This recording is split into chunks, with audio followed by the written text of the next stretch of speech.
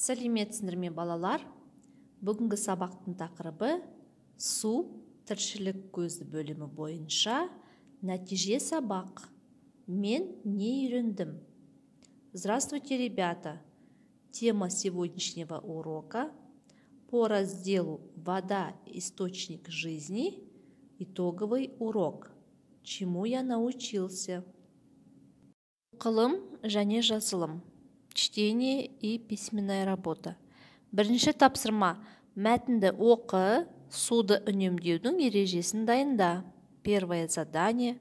Прочитайте текст, а потом нужно составить правила по экономии воды. Сусыз бақша, ағаштар, гүлдер құрайды. Без воды высыхает сад, деревья, цветы. Су бізге өмір сыйлайды. Вода нам дарит жизнь. Адамдар тұщы суды пайдаланады. Люди применяют пресную воду. Әлемде тұщы су аз, ащы су көп. В мире очень много соленой воды, а пресной воды очень мало. Біз тұщы суды үнемдейміз. Мы экономим пресную воду. Суды босқа төкпейміз. Просто так их не выливаем. Суға қоқыс тастамаймыз. Воду мы не бросаем мусор. Табиғатты ренжітуге болмайды. Нельзя обижать природу. Осы мәтін бойынша ережені құрастырасыңдар. По этому тексту нужно составить правила по экономии воды. Жазылым екінші тапсырма.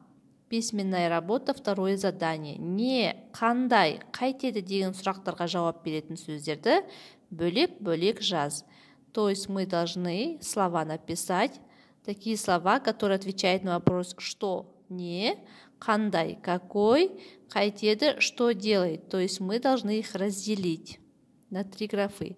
Не, мысалы, өзен, что, река, не, жер, не, көл. Ал егерде қандай деген сұраққа жауап берсе, қандай? Бізде болады тұщы, қандай болады тағы да? Дәмді. Ал қайтеді деген сұраққа жауап беретін болса, онда қопсытады, отырғызады, үнемдейді және тағы басқалар. Айтылым, үшінші тапсырма, сипаттап айт. Устная работа, третье задание. Определите. То есть дәмді, тұщы, терең деген сөздерді пайдаланып, өзенді сипатта. То есть используя слова дәмді, тұщы, терең. То есть это вкусное, пресное, глубокое. Нужно описать реку. Лас, арамшөп, айнала деген сөздерді пайдаланып, көлшікті сипатта. То есть опишите лужу такими словами, как лас – это грязное, арамшөп – сорняк, айнала – вокруг. Төртінші тапсырма, сұрақтарға жауап бер. Сұрақтарды пайдаланып, диалог құрыңдар. Четвертое задание – ответьте на вопросы. Используя вопросы, составьте диалог. Первый вопрос. Бірінші сұрақ. Үйде суды неге пайдаланасың? Почему вы используете воду дома? Сен суды қалай үнемдесің? Как ты экономишь воду? Үйде қандай суды пайдаланасың? Тазартылған ба, әлде ағын су ма? Какую воду дома используете? Очищенную, либо с крана?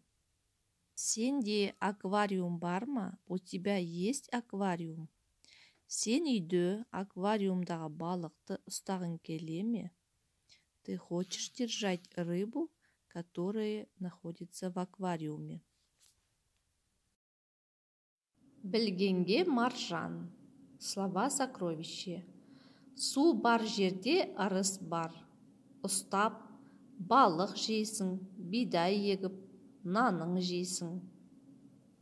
Осымен сабағымыз аяқталды. Сау болыңдар.